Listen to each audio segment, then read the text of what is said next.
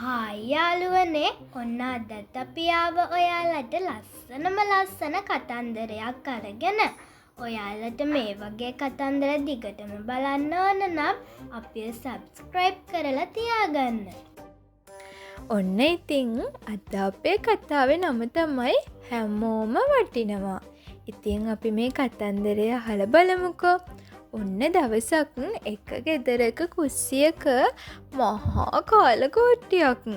ඒත් එක්කම හැබැයි කටට කෙලගුණන සුවඳකුත් දැනෙනවා. මොකක්ද මේ කුස්සියේ සිද්ධ වෙන්නේ? එක්කෙනෙකුට එක්කෙනෙක් කියවත් ගන්නවා. තව එක්කෙනෙක් ඒකට තව එකක් කියනවා. එකට එකක් කියා ගන්නවා. තරහිනුත් කතා කරනවා. කවුරුත් නවත්තන පාටක් නම් පේන්නත් නැහැ. ඒ වගේම සුවඳ හමන කිරිහොද්දකුත් තියෙනවා මෙන්න. එයා නම් හඳක් වගේ හිනා වෙවි මේ හැම දෙනාගෙම කතා අහගෙන ඉන්නවා. ටිකක් ලං වෙලා බලමු අපි මොකක්ද මේ කලබලය කියලා. කිරිහොද්ද හදන්න උදව් කරා අයගේ තමයි මේ පුරාශේරුව. තමන්ගේ පුරාශේරුව කියව ගන්නවා. කිරිහොද්ද හදන්නේ කොහොමද හට්ටියන්න නැතුව? මම වටිනම කෙනා හින්දා තමයි කිරිහොද්ද තවමත් මගේ ළඟම ඉන්නේ. හට්ටිය හරිම ආඩම්බරයෙන් කිව්වා. හට්ටියක් තිබුණාට කිරිහොද්දක් හැදේවිය. ඒකට උවමනා දේවල් හොඳට සීරුවට කපලා දාන්න ඕනේ.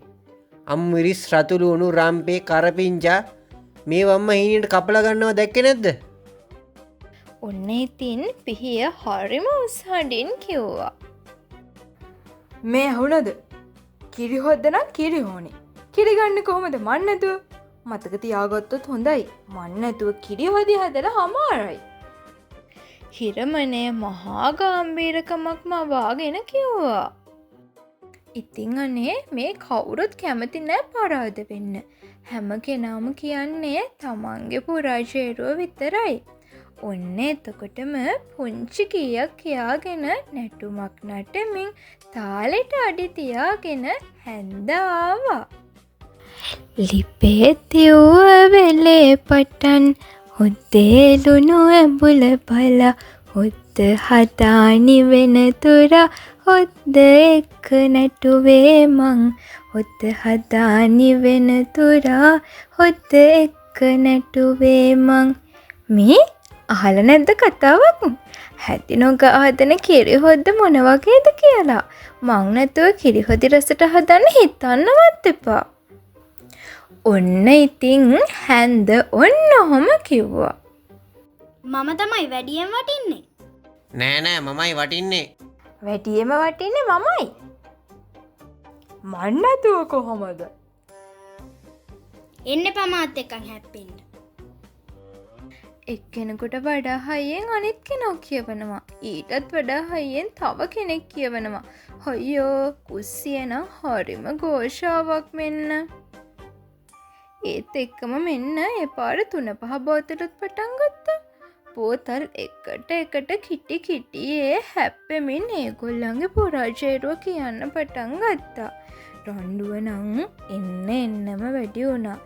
එක්කෙනාට එක්කනා හැප්පෙමින් හරිම නරක විදියට රණ්ඩු වෙන්න පටන් ගත්තා. හිරමනේ ගිහිල්ලා ඒත් එක්කම මේ බෝතල් වල හැප්පුණා. ඉතින් මේ හිරමනයයි පිහියයි හට්ටියයි එකිනෙකට හැප්පෙන්න පටන් ගත්තනේ. ගින්දර එහාට මෙහාට පත්තු වෙවි තමන්ගේ සැර පෙන්නන්න පටන් ගත්තා. ඒත් එක්කම මොකද මේ හට්ටිය තිබුණේ අපේ මේ ලිප උඩනේ. කුස්සිය නම් එකම ഘോഷාවක්. අනේ ඉතින් දන්නවද එකපාරට මොකද උනේ කියලා? චරාස් කිරිහොද්ද බිම.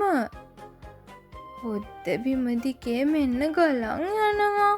රණ්ඩු වෙවි හිටපු හැමෝගෙම ඇස් කෙඩි නම් ලොකු කරගෙන බය වෙලා බලාගෙන ඉන්නව තමයි දැක්කේ. අයියෝ ඉතින් මෙච්චි දෙයක්. දැන් සතුටුයිද? මිරිස් කල තරහෙන් ඇහුවා. ඕක කරගන්න ඔච්චරලා දඟලුවේ. ඇයි ඕගොල්ලන්ට තේරෙන්නේ නැත්තේ හැම එකිනෙකගෙම උදව්වක් නැතුව කිරිහොද්දක් රසට හදන්න බෑ කියන එක? හොඳට හදාගත්ත පොල් කිරි ටික වගේම උළුහල් ඇටත් වටිනවා. ඇයි කරපිංච ලූුණු රම්පේ කුස්සිය වැඩවලදී ඔය ගොල්ලොන් හැම දෙනාටම එක වගේ වටිනාකමක්න තියෙන්නේ. අනේ ඉතින් මේ රණ්ඩු වෙච්චි හැමෝම ලැජ්ජාවෙන් බිම බලා ගත්තා. ලස්සනයි දයාලුවනේ කතන්දරේ. කතන්දරේ ගැන පුංචිම පුංචි කමෙන්ට් එකක් දාන්නත් අමතක කරන්න එපා.